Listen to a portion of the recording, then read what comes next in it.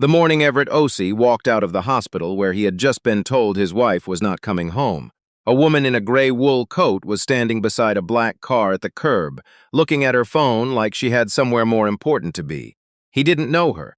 He had never seen her before. He would think about that later, how ordinary that moment looked from the outside, two strangers near a hospital entrance, one of them barely holding together. He walked past her. She didn't look up. That was a Thursday in late November, and the maple trees along Elm Drive in Hamilton had already given up their leaves. The sky was that particular shade of white that southern Ontario does in late autumn. Not quite clouds, not quite light, just a kind of soft refusal to commit to anything. Everett had been a nurse for 11 years. He knew what palliative meant. He had explained it to families himself, standing in hallways with his hands folded, choosing words carefully. Knowing what a word means and having it said to you about your own wife are not the same experience. He had learned that on a Tuesday. By Thursday, he was still learning it. He had a daughter at home. Maya was 6 years old and had her mother's stubborn chin and her father's habit of going quiet when something hurt. She was with his neighbor, Mrs. Tamblin, who had 3 cats and always smelled faintly of lavender, and who had, without being asked, simply appeared at their door the night things got serious and said she would stay as long as she was needed. Everett drove home and sat in the parking lot of his building for 22 minutes before he went inside. His wife, Renee, died on a Sunday morning in January, 7 weeks after the diagnosis. She was 38.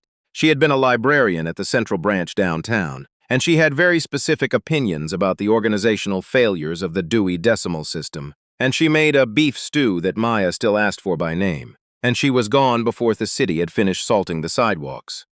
Everett took bereavement leave. Then he went back to work because staying home was worse. Mrs. Tamblin took Maya to school on the mornings. His shift started early, and he picked Maya up in the afternoons, and they ate dinner together every night at the kitchen table where Renee used to sit, and Everett learned to make a passable beef stew from a recipe he found online that was not quite right but was close enough to be a comfort and painful at the same time. Grief, he had found, was not a wave. It was more like weather. Some days it was barely there, a low gray pressure at the back of everything. Other days it came in hard and fast, and you just had to wait for it to pass. Maya grieved quietly, the way she did everything. She drew pictures of her mother. She kept a photograph on her nightstand. On the 6-month anniversary, she asked Everett if her mom could still hear them if they talked out loud, and he said he thought maybe yes. And she nodded very seriously and went back to her drawing. And that night, Everett stood in the bathroom for a long time with his hands on the sink, and did not think about anything at all. He was 39 years old, and he was starting over in ways he had not expected to be starting over. And the thing that kept him upright was Maya, who needed dinner and bedtime stories and someone to help her find her left shoe every single morning without fail. He met Isolde Vance for the first time properly, with names and eye contact, 14 months after Renee died, in the lobby of a medical building on King Street West. He had brought Maya to an appointment. Maya had been having headaches, the kind that came and went and made her squint in bright light, and the pediatrician had referred them to a specialist, and the specialist was here, on the 6th floor of a building with very cold air conditioning and a lobby that smelled like floor wax. Isolde Vance was in the lobby because she owned the building. Everett did not know that at the time. He knew she was well-dressed in the way that meant money without effort, that kind of ease that is actually the product of enormous effort sustained over many years until it stops looking like effort. She was standing near the reception desk talking to someone on her phone in a low voice, very controlled, and she had the posture of a person who had learned to take up space precisely and purposefully. What he knew was that Maya had dropped her coloring book, and this woman had bent down, without pausing her conversation, and picked it up and handed it back. Maya said thank you. The woman looked at her, really looked in the way adults rarely look at children, and said, "That's a beautiful color you chose for the elephant." Maya had been coloring the elephant purple. "His name is Gerald," Maya said. "Of course it is," the woman said, and there was something in her face that shifted just slightly, like a door opening a crack and then closing again, and she went back to her call. Everett watched that. He filed it away without knowing why. He learned who she was 3 weeks later, and not because he sought the information out. A colleague at the hospital, a nurse named Bertram who read business news the way other people read sports scores, mentioned the name Isolde Vance in the break room while pouring himself a coffee. "She's restructuring the whole Vance Group portfolio," Bertram said to no one in particular. Third quarter numbers came out, and the board's been making noise. You can tell when she's under pressure because she starts doing interviews. Everett was half listening. He looked up. Vance Group. Is that medical buildings? Medical buildings, commercial real estate, couple of biotech subsidiaries. Her father built it. She's been running it for about 8 years. Why? Everett shook his head. Nothing. I think I've seen her. She's been in the news a lot lately. Bertram took his coffee. Rough quarter. Everett went back to his chart and did not think about it again. He thought about it later that night, though, after Maya was asleep. He sat at the kitchen table with a cup of tea going cold, and he thought about the way the woman had looked at his daughter. That half-second of something unguarded, and he thought it was probably nothing, and he went to bed. The second time he saw her was at Maya's school. He was there for a parent information evening about the new curriculum. He was late because his shift had run long, and he was still in his scrubs under his jacket, and he slipped into a seat at the back just as the principal was beginning to speak. He looked around the room the way people do when they arrive somewhere late, getting their bearings, and he saw her 3 rows ahead of him. Isolde Vance. At a Hamilton Public Elementary School parent evening. He stared at the back of her head long enough that it became slightly undignified, and then he looked at the principal and listened to what was being said about literacy benchmarks. After, in the hallway, she was standing near the coat rack checking her phone. He almost walked past. He didn't have a reason to stop. Then she looked up and saw him, and he could tell she remembered him. Not him specifically, but the purple elephant, the lobby. "Your daughter," she said. "Gerald's owner." "That's right." He stopped. "Everett Osei. Isolde Vance. She's not aggressive, but simply doesn't leave room for uncertainty." "You're a nurse. You were in scrubs that day." "I'm usually in scrubs," he said. "I'm in scrubs now, actually." She almost smiled. Almost. "Your daughter goes here, grade 1. Yours?" A pause. Something moved across her face and then it was gone. Yes, she said, "my son, Callum." Then she looked at her phone. "I have to go. It was nice to see you." She left before he could say anything else, and he stood in the school hallway thinking that he had the strong impression she had not intended to say any of that. He found out about Callum the way most parents in a small school find things out, which is to say through the children. Maya came home on a Wednesday and said there was a boy in grade 3 who ate lunch alone every day and she felt sorry for him and could she invite him to sit with her and her friends. Everett said that was a kind idea and yes. Maya said his name was Callum and he was quiet, but he knew a lot about space, actual outer space, which Maya found impressive. Callum began eating lunch with Maya's group. Everett heard about him the way he heard about all of Maya's school relationships, in fragments over dinner. Callum said the rings of Saturn are actually really thin compared to how wide they are. Callum brought a book about black holes. Callum's nanny picks him up, not his mom. His mom works a lot. Everett nodded and asked questions and did not put the pieces together until Maya said, "His last name is Vance, like the building on King Street. Is that a coincidence?" Everett said he wasn't sure. Isolde's assistant called his work number in the 3rd week of March. He had almost no reaction to this, which in retrospect was probably shock. The assistant, a young man named Perry who had the very precise diction of someone managing multiple priorities simultaneously, explained that Miss Vance would like to meet with him at his earliest convenience, at a time and place of his choosing regarding a personal matter. Perry said personal matter, with the careful blankness of someone who has been trained to say it that way. Everett said he could do Saturday morning at the Tim Hortons on Barton Street. Perry said he would confirm. He told no one about this. He wasn't sure what there was to tell. He replayed the conversation and could not find a single detail that explained what was actually happening. She came into the Tim Hortons on a Saturday at 9:15, 5 minutes early, in a coat that cost more than his rent, and with an expression that told him she had been rehearsing whatever she was about to say for longer than she was comfortable with. She sat down across from him. She ordered a black coffee. She wrapped both hands around the cup. "I'm going to be direct," she said. "I find that's better." "Okay," Everett said. "I'm in a difficult position with my company. The board has been questioning my leadership since last quarter, and there are 2 members in particular who have been building a case for a governance review. One of the arguments they've been using," she paused and he could see her deciding how much to say, "is about my personal life, my stability. I became a single parent 2 years ago, and there are members of that board who believe that is relevant information about my fitness to lead." Everett waited. "I need to demonstrate stability," she said. "I need to demonstrate specifically that I have a partner, someone who can be present at board functions, at public events, someone credible. Steady." He looked at her. "You're asking me to pretend to be your partner?" I'm asking you to enter into an arrangement, she said. Formal, with terms, for 12 months. You would be compensated, generously, and it would be over cleanly when the board review is complete. I've had my lawyer draft a contract. Why me? She was quiet for a moment. Because you are the first person in 2 years who has looked at Callum like he is just a child, she said. Not a liability, not an heir, not a complication. You looked at him like he was someone's kid who ate lunch alone and your daughter fixed it. She looked down at her coffee. And I have been running out of people I can trust, and I needed someone I could trust, and I don't entirely know why I think I can trust you, but I do. The Tim Hortons was filling up. A couple near the window was sharing a muffin. The hockey game from the night before was playing on the small TV in the corner with the sound off. I have a daughter, Everett said. I know. She has already lost her mother. I'm not going to put her through something that isn't real and then have it end and have her confused and hurt. I understand that. So if that's the arrangement, I need it to be clear to Maya that this is— He stopped. I need her not to be hurt by it. Isolde looked at him steadily. I would not hurt your daughter, she said. That is the one thing I will promise you without a contract.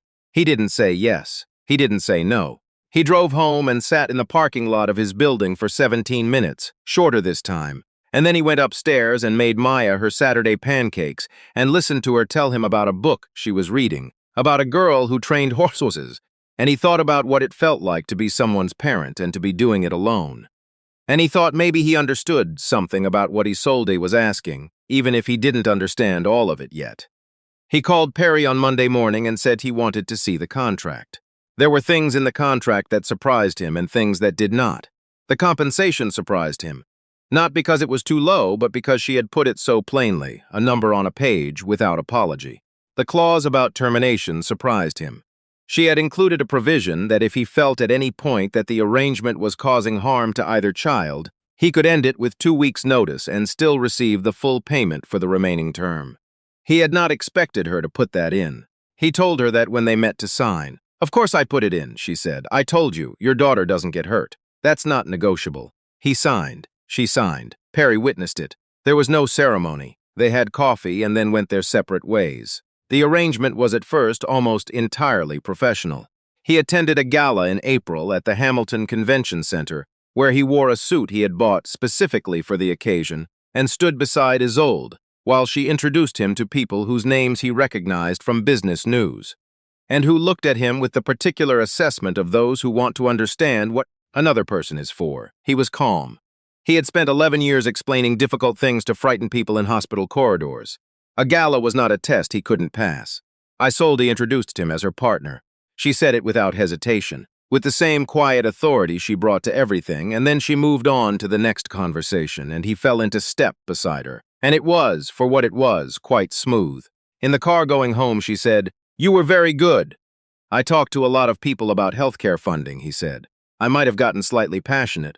I noticed. It was effective." She looked out the window. The chair of the audit committee went home with a very different impression of me than he arrived with. "That's good. That's the point," she said. And then, after a moment, "Thank you, Everett." He looked at her in the darkness of the car. She was looking out the window, and her expression was the one he had started to recognize. The one where she was allowing herself something small that she usually didn't allow. "You're welcome," he said. Callum and Maya began to know each other properly in May, when the weather finally gave in to spring and the school organized a family picnic and both children ended up at the same table because, as Maya explained, Gerald had come with her, the coloring book, and Callum had wanted to see it. Callum was 8 and serious and polite in the formal way of children who have spent too much time around adults. He was also, when you got past the formality, deeply odd in the specific way that very intelligent, lonely children are odd. Full of unexpected information and unexpected questions and a slightly disconcerting habit of looking at you like he was calculating something. He and Maya got along immediately. She matched his earnestness and outpaced his tendency toward solemnity. She made him laugh within about 20 minutes, which Everett witnessed from across the picnic and which he suspected did not happen often. Isolde was at the picnic too, which was not something she had planned to attend. She had arrived in a coat still suited for indoors, slightly miscalibrated for the warmth of the afternoon, and she stood near the tree line looking at Callum laugh. Everett came to stand beside her. "He doesn't do that often," she said. "Maya is very persistent," Everett said. "It's not really something you can resist." Isolde was quiet. The children were now apparently discussing whether elephants could be trained to do gymnastics, a conversation that seemed to be proceeding with great seriousness on both sides. "Can I ask you something?" Everett said. She looked at him. "The board, the two members who have been causing problems. Is this really about your personal life?" A pause. "No," she said. "It's about control of the company. They want it. My father left it to me, and they have never forgiven him for that. The personal life argument is just the opening they've been waiting for." She looked back at the children. "But a board doesn't need to believe an argument. They just need a reason to vote." So you give them nothing to vote on?" "Exactly." He thought about this. "What happens after the 12 months? I'll have restructured enough of the subsidiary positions that the power balance shifts. I've been doing it quietly. It takes time, and you'll do it." She looked at him, slightly surprised. "Yes, I'll do it." "I know you will," he said. "I'm not asking because I doubt it. I'm asking because I think you need someone to say that they believe you." Something happened in her face. It was quick, and then it was managed, and she looked away. But he had seen it. He did not mean for it to become something. He was honest with himself about that. Later, when the sequence of events had resolved into something he could look back on with some clarity. He had entered this arrangement with his eyes open. He had known what it was. He had been careful. The problem was that care, applied consistently over time, is not actually a defense against anything. They began, somewhere in the summer months, to talk. Not the professional coordination of schedules and appearances. Actually talk. Over dinner when Callum and Maya were both at sleepovers, and the house where they had agreed to base. Most public appearances was quiet. Over the phone late at night when one or the other of them couldn't sleep. About things that had nothing to do with the board or the contract or any of it. She told him about her father, how he had built the company from a single commercial property in Winnipeg and had run it with a severity that was both impressive and exhausting to be near. How she had spent her whole life proving she was capable of carrying what he had built, and how she was not entirely sure, in her quieter moments, whether she had wanted it or whether she had simply never been offered an alternative. He told her about Renee. He had not talked about Renee, not really, not in the way that requires you to actually let another person into it. He told Isolde about the beef stew and about the library and about the parking lot and the 22 minutes. He told her about the grief that was like weather. She listened without fixing any of it, which was what he needed, and he had not known he needed it until she did it. He found out about the son in August, not from her. From Callum. He and Callum were in the kitchen of the house. It was a Sunday. Both kids were there. It was one of those ordinary, messy weekend days that had started to accumulate with a feeling of normalcy that he was careful not to examine too closely, and Maya had gone outside with the hose. And Callum was sitting at the counter reading, and then out of nowhere, in the way children produce unexpected information, he said, "Mom's been looking for my brother." Everett turned from the stove. "Your brother?" Callum didn't look up from his book. "I heard her on the phone. She didn't know I heard. She's been looking for a long time, I think. She had him before me, and she had to—" He paused, finding the word. She had to let him go, and now she's trying to find him. Everett was very still. "I think that's why she's sad sometimes," Callum said. "Even when everything looks fine, she's sad." He turned a page. "I don't think she knows that I know. Don't tell her I told you." Everett said he wouldn't. He stood at the stove for a long moment after that, and the sound of Maya shrieking with delight in the backyard came through the window, and he thought about Isolde standing at the picnic watching her son laugh. And he thought about the way she said, "I've been running out of people I can trust in a Tim Hortons," with her hands around a coffee cup, and he thought he understood something now that he hadn't understood before. He didn't bring it up. He waited. What he did instead was quietly, without fanfare, use a favor. He had, over 11 years of nursing, built the kind of professional network that accumulates without effort when you are good at your job and kind to people, and present in the way that gets remembered. He called a social worker he trusted named Anita, who knew how to navigate the provincial adoption registry with a precision that was not technically her job, but which she had developed because she cared about outcomes more than job descriptions. He told her what he knew. He did not tell her who it was for. Anita said she would see what she could do. She said it could take months. She said not to get anyone's hopes up. He said he understood. In September, the board held a closed session. He knew because Isolde called him afterward, and the quality of her voice was different. Not broken, nothing so dramatic, just lighter. Like something she had been carrying for a long time had been set down. They reviewed the governance proposal, she said. It failed. 12-4, 12-4, he repeated.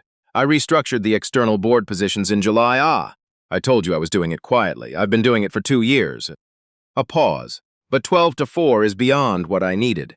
He was sitting in his car in the hospital parking lot. It was the end of his shift, and he was tired in the specific way he was always tired after a long day, and he put his head back and felt something release in his own chest that he recognized belatedly as being about more than her news. "You did it," he said. She stopped. "I did it." "Yes, what happens now? The contract ends in 6 weeks," she said. "I want another pause longer. I want to talk to you about what happens now, not on the phone. In person." "Okay," he said. "Everett." "Yeah, I don't know how to do this part," she said. "I want you to know that. I'm not good at." She stopped again, and he could hear her finding words, which was unusual for her. She was usually precise and quick. "I don't know what I'm doing. I just know I don't want the 6 weeks to be the end of something." He looked out through the windshield at the parking lot. The late September light was going gold on the pavement. A doctor he vaguely recognized walked by with his badge still on. "I haven't for a while." Silence on the line, not uncomfortable. "Saturday," she said. "Saturday," he said. Anita called him on a Friday. He was making Maya's dinner when his phone buzzed, and he stepped into the hallway, and she told him in the careful tone she used when she had something real to say that she had found a match in the registry. A man, 31 years old, adopted through the Halton system in 1994. She couldn't give him more than that without consent from the individual, but she could confirm the registration existed, and she could submit a disclosure request if he wanted to proceed. He asked her to proceed. He went back to the kitchen and put Maya's dinner in front of her, and watched her eat and thought about what it meant to spend years looking for someone, and whether you could look so long that you stopped believing you would find them. He told Isolde on Saturday, not in a restaurant or anywhere that called for a particular kind of occasion. They were in her kitchen, which was where they had ended up most often over the months, and he sat across from her and said, "I have something to tell you, and I need you not to be angry that it took me this long." She went very still. He told her what Callum had said. He told her about Anita and the registry. He told her that a disclosure request had been submitted and that a man named Anita had been able to give him the first name in the preliminary communication. A man named Bernard was registered and had been for 3 years, which meant he had been looking too. Isolde put her hands flat on the table. She didn't say anything for a long time. 3 years, she said finally. He registered 3 years ago. She pressed her hands harder against the table, not angry, just holding something down that needed holding. Her jaw moved, and then she looked up at the ceiling, and then she looked at him. "You did this," she said, "without telling me. I was afraid to tell you and have nothing come of it. I didn't want to open that for you and then have it go nowhere." She looked at him for a long time. "You were protecting me." "Yes. You do that," she said. "I've noticed you do that. You figure out what someone needs and you do it before they ask." She looked down. "I'm not used to being taken care of that way." "I know," he said. She was quiet. "Are you angry?" he asked. "No," she said, and then, honestly, I don't know. She stopped. "I'm frightened, that's what this is. I haven't let myself be frightened about this for years because there was no point. Now there's a point." She looked up.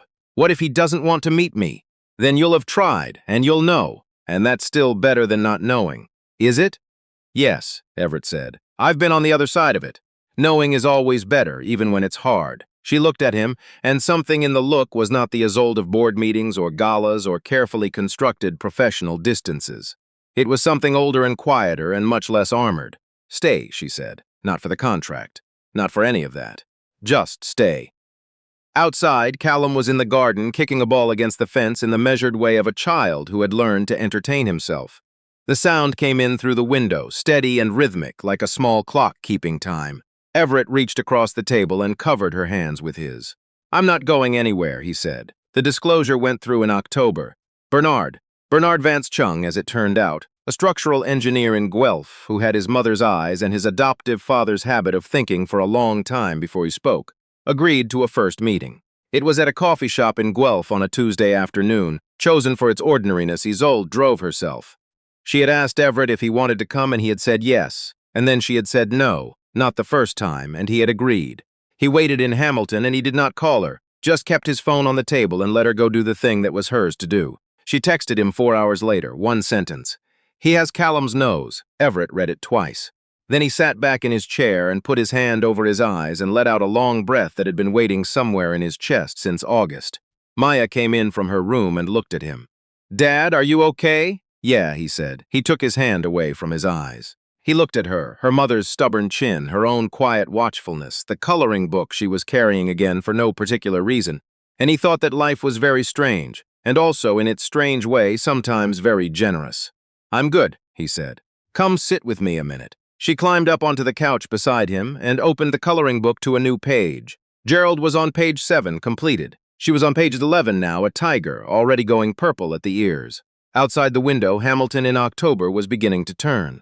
The maples along Elm Drive were going amber and gold, and the sky was that clean, particular blue that came in late autumn when the air finally decided what it wanted to be. Everett sat beside his daughter and listened to the small sound of her coloring and waited for Isolde to come home.